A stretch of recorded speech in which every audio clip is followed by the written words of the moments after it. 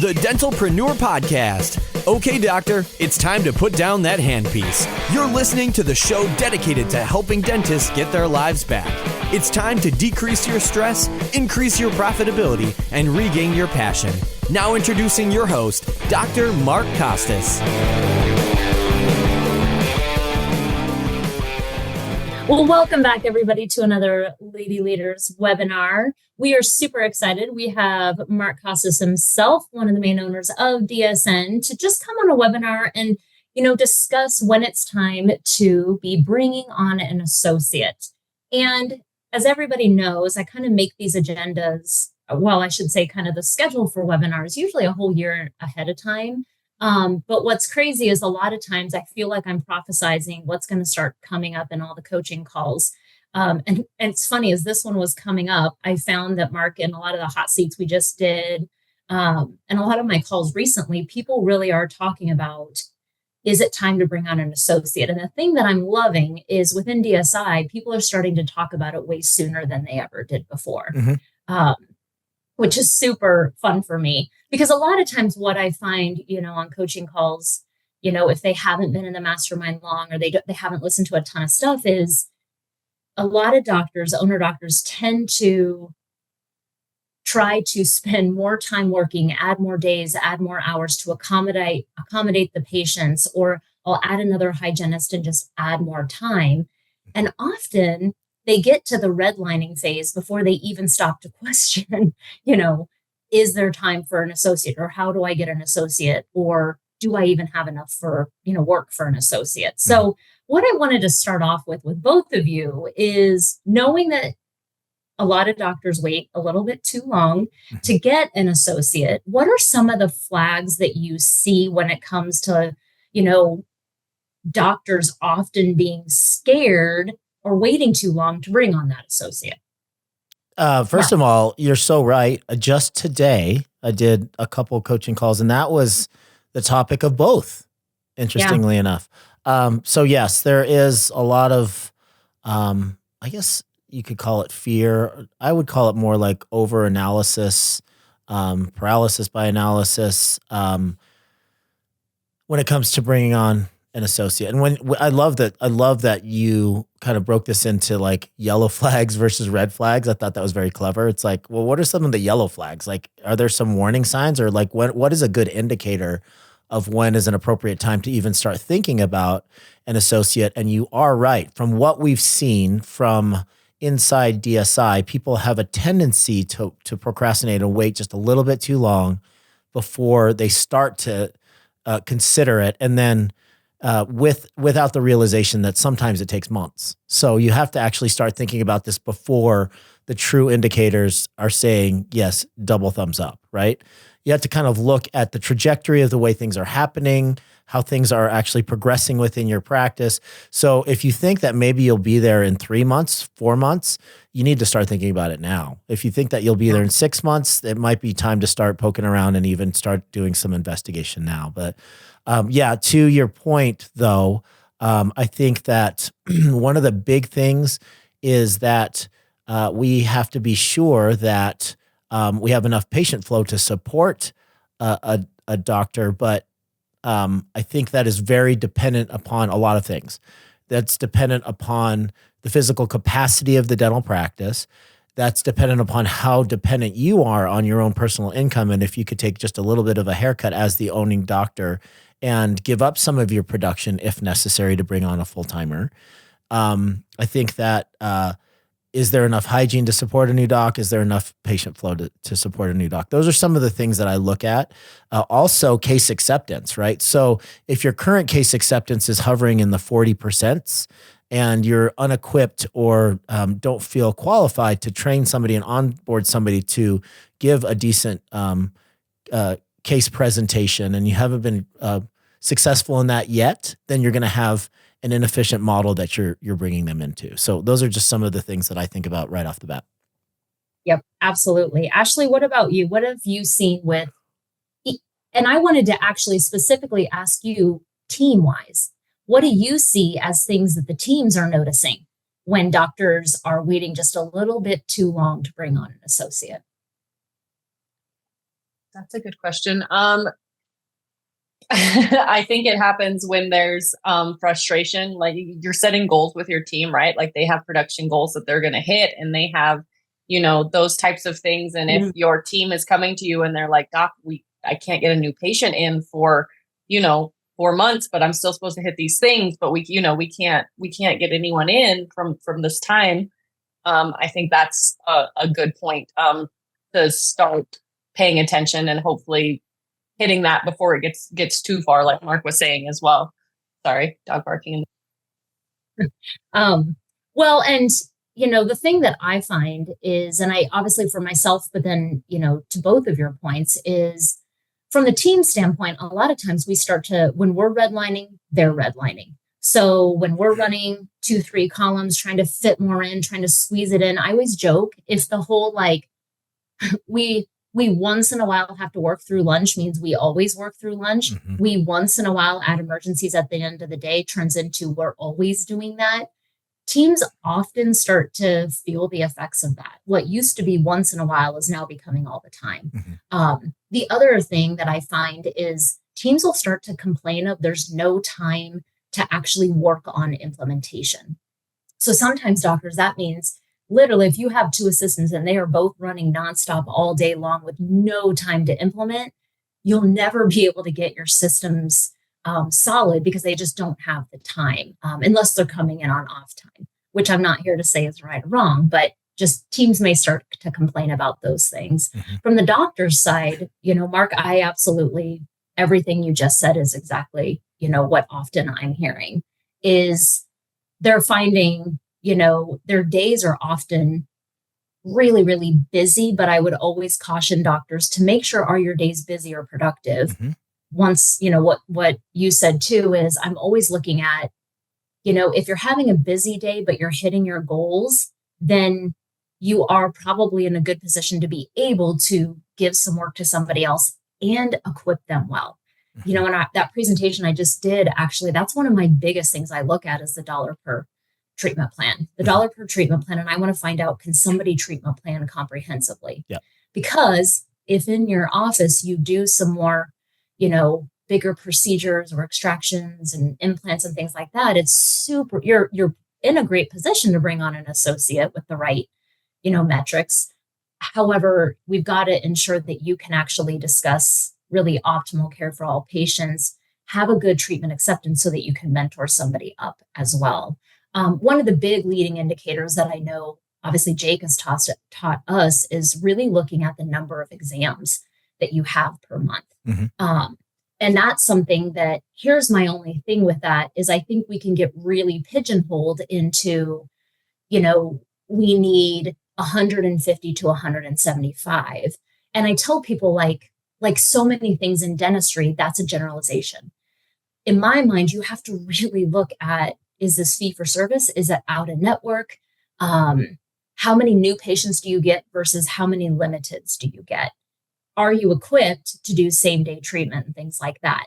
The reason being is depending on skill set, efficiency, treatment planning, I've seen so many of my doctors need far less. Like right now, one of my best producing doctors, he only needs 110 exams per month. And he's pretty consistently able to do about 100,000 a month between, I would say 90 and 100. Mm-hmm. And that's because of the skill set and because of our low participation in insurance. So you have to know your practice before you look at the number of exams, I would say, but ideally I would tell people 150 total exams is just kind of a baseline. But once again, if this young doctor, say, would come in and have a limited skill set and low dollar per treatment planning ability, they're going to need more exams.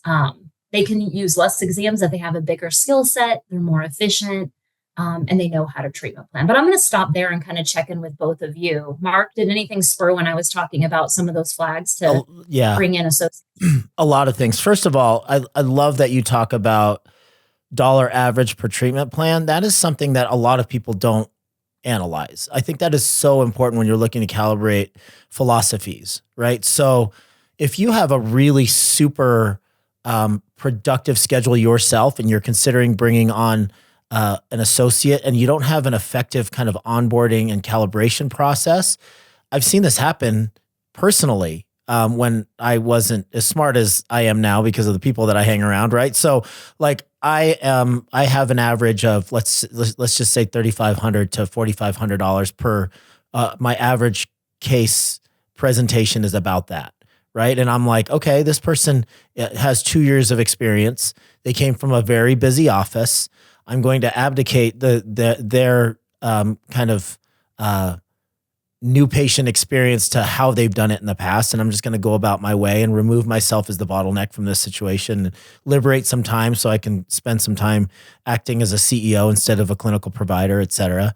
And then you look back 3 months later and it's like, oh goodness, they're producing, $60,000 on the same number of patients that I am producing $200,000. And then you look at the average dollar amount per case presentation. First of all, you'd have to look at how effective they are at giving those presentations. So like if their case acceptance is like below 40% and their dollar value for their cases is, $2,500 or sub $2,500, it's like, I need to do some calibrating like really, really fast. So those are the things that you don't see right away. It's a slow burn and a slow bleed, a slow drip. And before you know it, the same number of patients that goes through their column versus yours is 50%.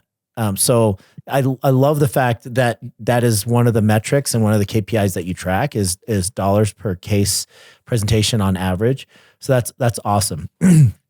One of the coolest things that Jake discovered through all of his many analysis of P&Ls and looking behind the curtain of many different dental practices was that law of diminishing returns with recall exams. So that 120 mark of recall exams, and when you say kind of redlining, that's like 150, 170. We've seen people 200 plus. And the way that you have to think about it, guys, I know you've talked about this before on Lady Leaders, is the way that you have to think about this is that with every additional exam that you do past 120, there's a law of diminishing returns. So you're not spreading that production out amongst several providers, but you're less effective in every single exam because you're rushed. You're seeing 3 clinical columns and trying to get over to hygiene. You're looking real quick. You're not diagnosing effectively. You're not building rapport, and you're not seeing everything that you could see if you were fresh and you weren't rushed. So the law of diminishing returns is real. And then if you add 30 new patients to that, like you're looking at plus 200 exams and you're just fried. You're not giving the patient a good experience. You're not effectively treatment planning and you're not closing cases. So that's where that number comes from. And this is after looking at hundreds and hundreds of dental practices. And this is just a trend that we've noticed. Jake was really good at spotting that. So those are just some of the things that I totally agree with you. And these are some of the things that you have to think about when you're bringing on associates. But the sooner that you can remove yourself as the bottleneck, if you can calibrate correctly, if you can get your philosophies in line at the very beginning, those are some of the risks that you can overcome before they even catch their stride. And I mean, that's even in your interview process, being able to understand philosophy of care. And one thing that I think is so important is when you're bringing on an associate, they've gotten very used to the language of other offices that aren't in the DSN network. Yeah. And what they're used to is, I want 2 columns of hygienists, 2 columns of hygiene, or I need as many new patients as possible, which by the way, also gets in the way of when you're ready to bring on another associate. So it's super important for them not to see it as hygiene columns, but rather what's the number of exams that's your sweet spot? Because what Mark and I were saying is, it's so subjective based on the doctor themselves, their capabilities, their efficiencies, and their skill set. So I tell doctors all the time, by tracking their numbers, it's not about how much volume, it's about what do I do with it? Because to your point, and I just got done with this presenting at the mastermind about how actually what I find is a lot of time recall exams can actually have really high dollar per exams because so often they were quick checks for year after year after year. Yeah. They weren't almost given that fresh set of eyes. And we find a lot of times when that new doctor comes in, depending on how they do it, they can find a lot of things just because we were so rushed. It starts to tank your own production because you can't get up that many times to do exams. And the other thing is you can't effectively see limited exams. You get them in your schedule and you can't turn over same day treatment. So I say, if all of these things are happening, you look at your total exam count, you can't do same day treatment. You can't treat limiteds, which in my opinion is one of the biggest practice builders ever. If you can't do that, it may be time for an associate. Ashlee, I'm going to check in with you because as we're both saying this, you always have a different point of view. Anything that's come up for you with it? So something I've noticed too is, my big expertise is determining when people need a personal or executive assistant, right? And I feel like some of the same things start to cross over with regards to an associate. And it's that you're starting to feel, overwhelmed. You're starting to really hate seeing those interproximal fillings on your schedule because, you could be doing more and higher production things. And it's kind of those are those little yellow flags like, like I'm feeling really overwhelmed. And like you said, sometimes work through lunch turns into always working through lunch. It's a form of delegation, bringing on these associates and learning good delegation skills, like you would with any type of assistant or OM. It's kind of the same with the associate. So starting to notice those little feelings you're having of dreading certain types of appointments or dreading the working through lunch, like it's kind of a soft thing, like, oh, listen to your gut and trust your feelings. Well, at least it gets you to then look at your numbers and see where you're at. But it's just kind of starting to notice those things. So then you do, like you said, have time 3-4 months before you actually are like, holy S word. Like you're making me not cuss now, Summer, to not get an associate. Son of a seahorse. Son of a nutcracker. Exactly. Well, you don't get to that point. But I find that, a lot of times there really is, whether it be, like you said, some sense of, overanalyzing. Often there really is fears of doctors. And I think it's, the things I've heard is, if I'm honest, I hear doctors say all the time, I'm scared to bring an associate in because I've worked so hard to build this reputation. Yes, I'm feeling all those things. Yes, all that's happening, but I've worked so hard. I'm scared that a bad review or 7 or 12 are going to come in. I have a fear of losing money. I have a fear of the team not liking them. I have a fear of now all of a sudden I'm, monitoring somebody else. Those are some of the fears I've heard. What about you guys? Yes. And all of that, I've heard and I've experienced those feelings myself. One of the things that I say often is that, part of the overanalysis, and procrastination that comes when this decision needs to be made, and you're overdue and the yellow flags are starting to turn orange and they're about to be very red, is that I think it's important for people to recognize that no HR decision has to be permanent, right? Mm-hmm. So if there is a misstep and somebody squeaked through the filtering process and they're not ideal, you don't have to stay with this person. You can, free them to a new future, even if it's after only a couple of months. If they are a great culture fit, but clinically, no matter how much mentorship you've provided them, they just aren't working out and there's a bunch of redos and you have to fix those. That's a pain in the butt, but that's not the end of the world. And if you have a good recruitment and filtering process, if you have a great training and onboarding process, that's going to decrease the likelihood that those negative things are going to happen. But if they do happen, it's happened to all of us. I mean, I've probably had 50 associates in my career and, probably less than 10% have washed and not turned out great, but some of them do. Mm-hmm. Some of the times that I really worried was when, they're moving from across country and they're pulling kids out of school. Wife is going to leave their well-established job and get a new job in your area, and you're taking kind of a risk that way. Those types of situations made me a little bit more nervous, but that only happened to me a couple times. Other than that, HR decisions do not have to be permanent decisions. So you don't have to lay awake at night for 6 months wondering if it's the right decision. Just pull the trigger after you've gone through the proper kind of protocols, and the rest is going to be chance. And sometimes it works out and sometimes it doesn't. And that's okay.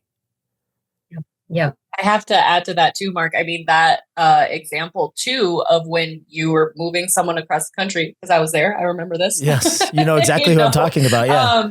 I know exactly what you're talking about. It gives you more motivation too to make this work. You're going to put, more energy into your onboarding process, and Lord knows the onboarding of an associate is like its own webinar in itself. But, if you have your protocols lined up and you have, vetted this person to make sure their culture aligns and that they have the same values and that type of thing, then that's going to be less threatening than if you're like, yeah, no, sure, we're in California, move over from, South Carolina and we'll make this work. Yeah. The other thing I was going to say too, oh heck, I just forgot. It'll come back to me. But that, I was just going to add to that. It always does. It may come in at a different time, but that's totally fine. Yeah. So, well, and on that note, I mean, Mark, I'm the same way. I think literally I counted and I've had like 14 associates over the years. Yeah. And, I think you got to start somewhere. The beautiful thing about DSN is you're going to get better and better and better with, there's so many resources that can help you with bettering how you do hire and onboard. And that's what I found to be the most pivotal is when I first began, recognizing, okay, I need more associates, I used to try, whether it be team members or doctors, I would always try to sell them on us. Here's why we're so great. Here's why you should choose us. Here's why, I can sing and dance and I'm so funny. And I think, unfortunately, that's, in my opinion, going about it all wrong. And I think, for me, I have had the ones who have come from across the country. And the thing that I've changed so darn much is really in my hiring process, I ensure that there's multiple agreements made from the very get-go. And I don't take upon my shoulders, you're moving here.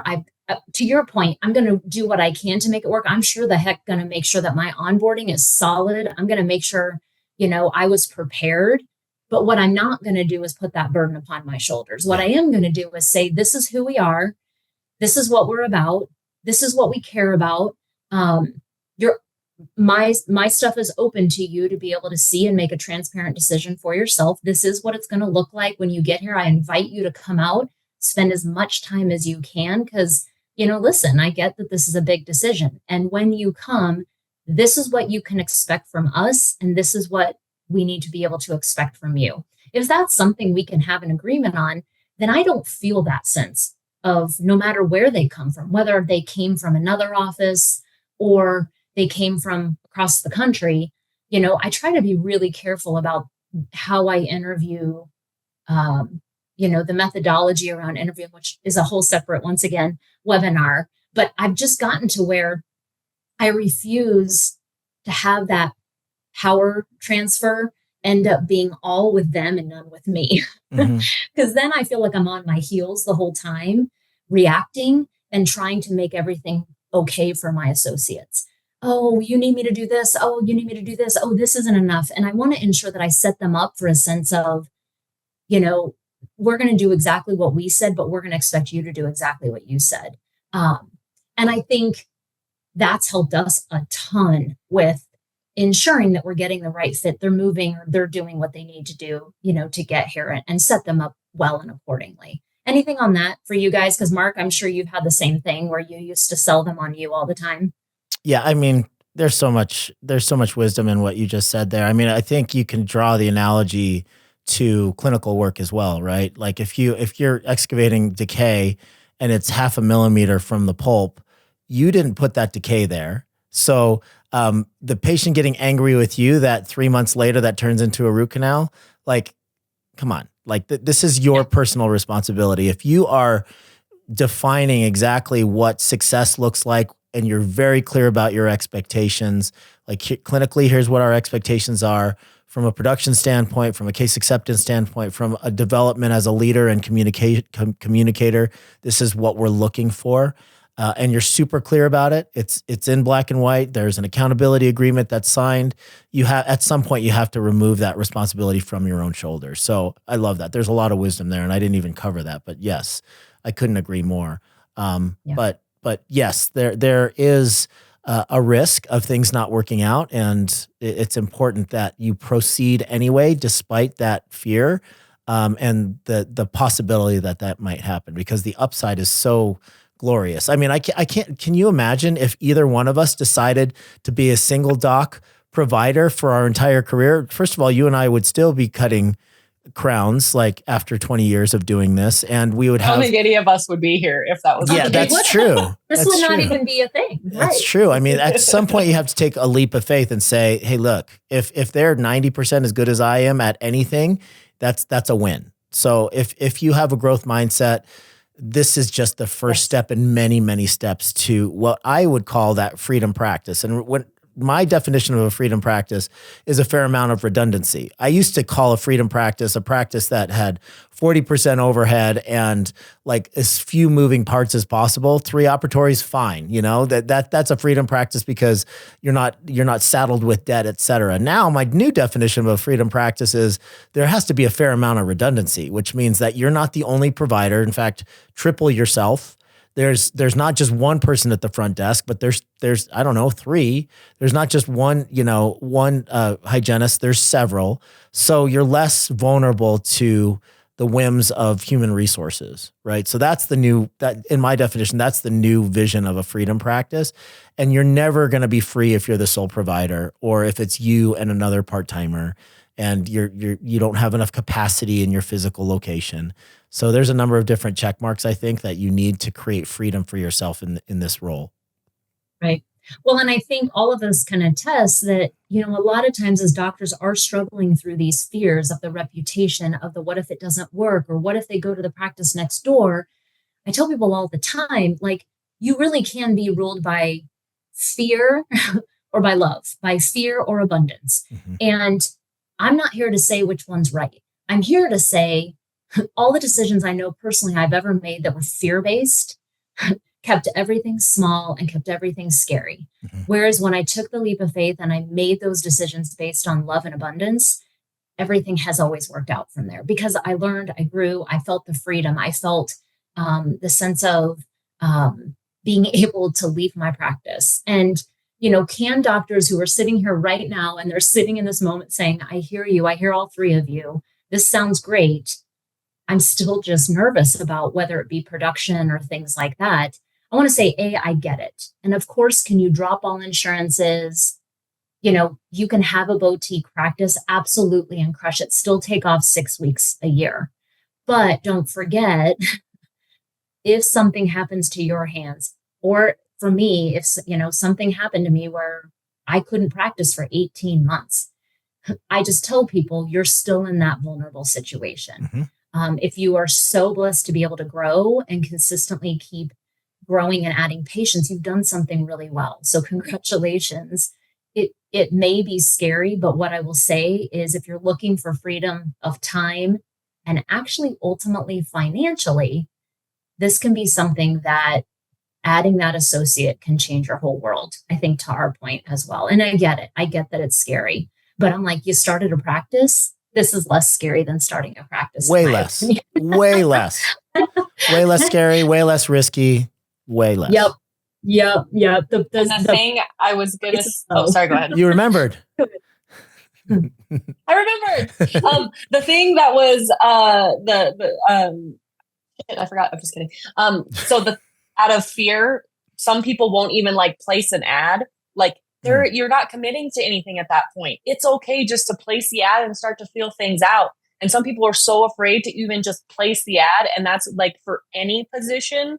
I preach out, like, just start. It's okay to go fishing. you can start to see what's out there, start to feel it out, start to, test the waters. It's 100% okay to place that ad. That doesn't mean you're committed to hiring someone who applies. Place the ad, see what happens. That's the thing I was going to say. Yeah, it's so true. By the way, Ashlee, I live by that mantra. You probably taught it to me years ago. I have ads out for everything all the time. Take them down, put them up, constantly. Put them up. I do that. She's a catch and release. That's right. You don't have to get married every time you swipe right, Ashlee? No, exactly. Don't I know it, Mark? Yep. So yes, I mean, that is absolutely the point. But, I think that don't let the fear keep you from making the decision to potentially give yourself more freedom. And on that note, one of the questions I get, because I see that we've actually covered a lot of this just in our conversations, but the consequences are big for continuing to redline for your team, for you and your family, I think. And so knowing that, I think taking the leap to looking for an associate is such a wonderful next step. But with that, for people who are saying to themselves, what about exactly the metrics? Well, we talked about number of exams. We've talked about production. We've talked about new patients not being able to get in. Mm-hmm. One thing that I will say is if you're currently a 5-day-a-week doctor, you very likely are, depending on number of exams, you're probably ready for that associate. You'll likely be able to cut back a day and automatically add that to the associate. And I tell people, to Mark's point, if they like just kind of loose numbers, I say, if you can produce 80% of what you did before in 1 day less, that's a great start. So let's pretend you work 4 days a week and you produce, I have no idea, 100,000 a month. Can you get 80,000 of that in one less day per week and change your daily goal? In my opinion, that's a great place to start, especially if you do some bigger procedures, even like extractions and bone grafts and things like that. Can you produce 80% in one less day a week? So just make your goals. If it was $8,000 a day, can you make it $9,000 a day to make up that amount? That way too, you'll always have a day to work on admin time and be able to work with your associate. You do have to ensure you have time to work with the associate and meet with them on a consistent basis. Sometimes I see general doctors continue to crank so hard, keeping up with that 4 or 5 days a week, that they never have time to hardly sit with their associate, watch them, listen to them, take time with them consistently. So those are kind of some loose metrics. If you're thinking to yourself, I'm scared about losing production. Anything else on that for either of you? Yeah, I could talk about this particular point for a really, really long time. So if you're thinking about, I love your analogy here, or the round number that you selected. So let's just say that you are currently producing $100,000 a month. You need to make a little bit of room for the associate as far as new patient flow and hygiene checks, et cetera. So let's just say that you shave off 20% of that production. So you now drop to $80,000. So if you're paying yourself like usual and customary associate, you're going from $30,000 a month to $24,000 a month. Okay. So that's a $6,000 delta. At some point, if you can handle that delta for the seasoning period, as you're bringing this associate up to speed, and you're keeping your overhead and your profitability ranges reasonable, between 50 and 55%, there is a point, it doesn't happen right away, guys. So don't be under the impression that's going to happen in 30 days. It might take 3 months. It might take 4 or 5 months. But at some point when this associate starts ramping up and they become a real producer within your dental practice, they're going to start to become a profit center for your practice. So at some point, you're going to recover that $6,000 delta and then some. And then you can think about, well, I went from 5 to 4. I would really love the lifestyle of going from 4 to 3.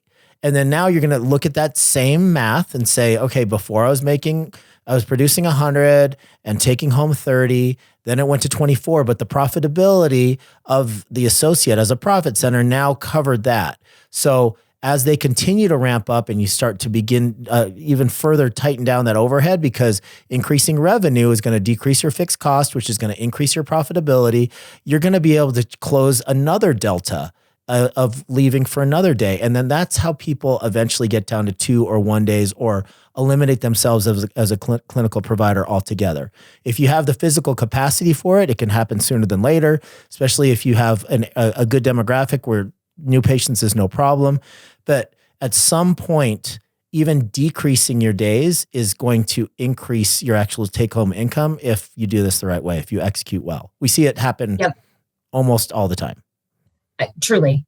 And that's why it is so important to that point that I tell people, you can't keep working every day clinically and expect this to happen as easily. What's funny is it feels counterintuitive to take time off and I tell people, because on that CEO day or whatever, you're simultaneously doing exactly what you said. You're mentoring that doctor to start being a profit center as quickly as possible. That doesn't happen if they don't have face-to-face time with you consistently, if you're not listening, if you're not mentoring, if you're not, helping them with hygiene exams. But then also, this was my kind of secret sauce was I simultaneously was able to consistently work on overhead and systems in the practice on that day to make things tighter and more efficient while working with my first associate to get her as profitable as possible. And so it seems counterintuitive to reduce time to make that happen, but it happened exactly like you said, because that was the magic of DSI for me in the beginning, was helping me learn how to actually end up making more money without the use of my own hands. And it really just becomes, a numbers game, but then an intentionality game too, being really intentional about that CEO day and doing those two things, lower overhead, help mentor that associate as much as possible. And it's formulaic. It's not only formulaic, but it's just arithmetic, right? The cool thing is that we can literally tell you like, okay, your delta is going to be $6,000. That means the associate has to produce this much, which is going to increase your profit by this much, which is going to take this amount of time to get to there. And it's formulaic. There's no voodoo to it. Like it's all math. It absolutely is. And I always joke with people. I'm like, everybody here knows I threw in my first associate terribly because I had to literally leave to go have massive surgeries in California. And so I did it terribly, and it still was able to work out just from a number standpoint once I was able to see, what was going on. Yeah. So people here have so many more resources too, to be able to kind of help with that as well. And so, truly, hopefully everybody's starting to feel that fear lessen. Ashlee, anything with what the two of us have been talking about before I wrap it all up? Just to tag on, it goes back to effective delegation in any capacity. And I give a talk on delegation. And, one of those things is providing them with the tools to be successful and then following up and giving feedback, which in this case is, calibration. And you guys touched on that, of course. And if you're not dedicating that time to calibrate and giving them the tools to be successful, which is your information on where you want them to be and how you're seeing things, then it's not necessary, you're not necessarily setting them up for success. Also, Summer, we have a question here too, with regards to, do we have any suggestions as far as where to post and where to find an associate, especially in rural areas? Caitlin has tried Indeed, Practice Matchmaker, Rep, School, DDS Match, Paul Goodman's service. Do you have anything outside of the box that has worked for you, or is it just kind of that constantly looking like you talked about? And Mark might have some too, because I think, he was in kind of a rural area too. One, I always say, look at your ad first and foremost, and be really careful who it's speaking to and then where you're placing it. Where do the people who you would want to attract hang out? Not just kind of just put it everywhere. Shotgun. Yeah. Honestly, Paul Goodman, next time I need an associate, I'll be using his services, but I've heard people have really great results with him. And then the third one that I tell people is talk to all your reps. Tell every rep hey, especially if there's any corporate offices anywhere in an hour radius. I tell people to tell your reps. Okay. So again, I feel like I could talk about this for hours and have a whole episode just on this one particular subtopic. I do think that if you're looking at ads side by side, if your ad is no different than another ad and your offering is no different than another offering, and there's nothing even tantalizing enough for them to get to call you versus another ad, there's a good chance it's going to fall flat. And if you happen to be in a rural area, which I was for 3 of my practices, then you have to even get more creative when it comes to that, right? So again, it comes down to math. It really does. I remember there's another fear-based something about bringing associates on. It's like, well, what's the percentage? What's the compensation? Is it crazy to say that I would offer them like a signing bonus? Like, is that just going to be money that I'm going to throw out the window?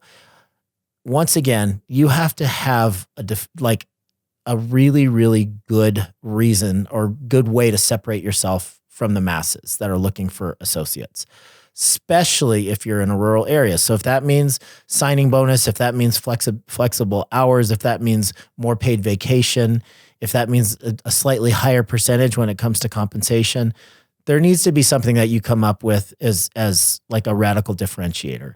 And when it comes to something like, let's just say a signing bonus, okay, there's ways to do it that decrease the actual risk. You could amortize that out over 6 or 12 months. So I know it's crazy, but I had a $20,000 signing bonus. And this was, for the last 5 years that I owned dental practices. And it worked out really, really well because I amortized that over 24 months. They had a $20,000 signing bonus. And every month that they stayed, they got a little bit more of a bump on their paycheck for that actual signing bonus. But I mean, the $20,000 signing bonus got people to answer that ad and consider moving to a rural area. And then they realized that it was a great area to live. And we had tons of production and lots of new patients for them. And that happened to be my radical differentiator. But you do have to look at the math. So if I'm looking at, oh my goodness, that's an extra $2,000 a month I'm going to be paying towards a signing bonus for 20 months. Or for 12 months, that's crazy. I don't know if I could even stomach that. It's like, we'll do the math. Like, how much is one associate, even if they're a semi-decent associate producing $75,000 a month, how much value are they going to add to your practice as far as profitability if you're at a 50% overhead, if you're at a 55% overhead, if you're at a 60% overhead? I guarantee that $2,000 per month for that signing bonus is going to be insignificant. So those are the sorts of things that you need to make sophisticated business decisions about something that you may feel emotional about. Like, I was never offered a $20,000 signing bonus. Why should I offer some brand new kid out of school a $20,000 signing bonus? Well, here's the reason, and here's the potential upside for that. So again, I could talk about this forever. Sorry, I didn't mean to. Yeah. Yeah. And then the last thing too is also don't be married to your ad. Listen, I know that your magic is in doing dentistry, but that doesn't, and you wrote this beautiful ad and it's incredible and you're so proud of it. If it's not working, change it up. ChatGPT is a magical force of magicalness. Just ask it to rewrite it. Ask it to revamp it. Ask it to do it in a different voice. Don't be married to your ads. If it's not working, change it up. Yeah. Well, and for the person in the rural area, and if you have any corporates that are around, speak to exactly those doctors who are looking for a reason to leave, but are just not sure why. And that's where I'm always like, truly speak to that person. And I say, what are their pain points? Put yourself in their shoes. And if, by the way, you are ever in their shoes, then you know the pain points. Are you tired of blank? Are you looking for this? And literally write out what would be their pain point and what would be the paradise that they're looking for.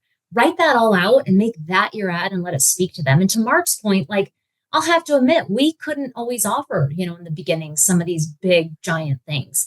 So instead, I talked to my accountant. He's like, what if you offer them tuition reimbursement? By the way, that's a really great tax strategy as well. And you can put that right in the ad. Hey, are you looking for tuition? I'm having a moment right now. Like student loan reimbursement? Thanks.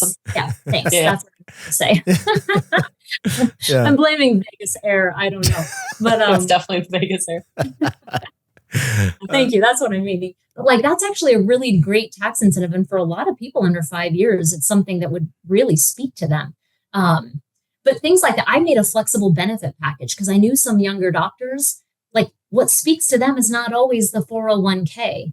It might actually be help with childcare because they have really little ones, or it might be help with, something beyond CE, like in-office CE because they can't travel, especially if you have young moms. So like, what are the pain points? What could actually speak to the generation of the people that you're looking for and change your benefit package to actually, sometimes it doesn't end up costing more. It just speaks better to the people that you're actually looking for.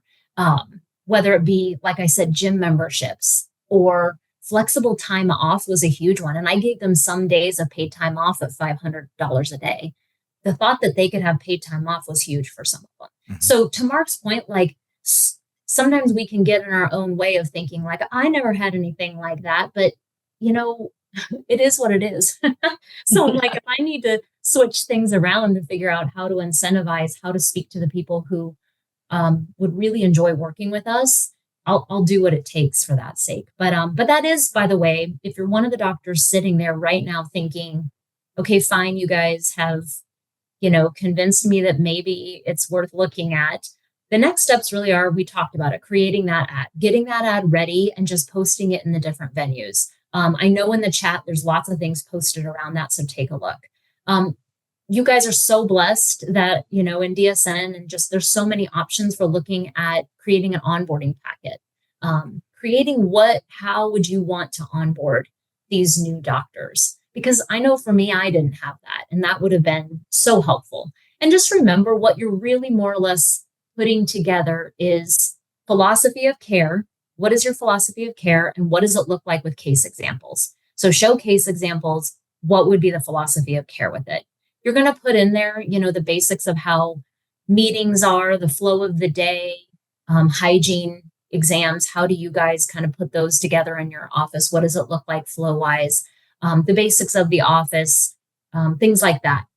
You want to put that all together somehow in some packet form or some sort of document form where doctors can actually look through that. So that's something that you could start doing now. And I tell people along with that, my doctors don't carry that around underneath their arm every day, everywhere. So I joke, it's nice for them to have to reference, but I make as many videos as I possibly can for everything. So I tell people one of the things you can be doing right now is, I know this sounds kind of crazy, but record yourself. Record yourself doing as many exams, as many different type of exams as possible. If you do certain procedures that you feel okay about recording, start recording those procedures now and make a private YouTube channel that you can host them all, or Vimeo or whatever you like. And start honestly putting those in, some sort of YouTube channel, because I tell people if you're doing that right now, that's going to speed up your onboarding exponentially, because doctors will be able to log into that. I did that with Vimeo with a ton of Invisalign stuff as I'm training new Invisalign doctors. And it just makes it something they can always reference. It's at their access all the time. And that's something you can be doing right now to prepare. But like I said, DSN is full of different ideas. Anything else, though, that I'm thinking doctors could be doing right now? No, I think really, really good tips. Really good tips. I think that advanced clinical education, even within the dental practice, like you said, like if you are, a whiz at doing guided implant surgery or even, freehand implant surgery, that's huge. Like if you want to ease somebody into endo by allowing them to do like single canal root canals first and then bicuspids, and you're standing over their shoulder and then they slowly ease into molar root canal. That is something that not a lot of people have the patience to do.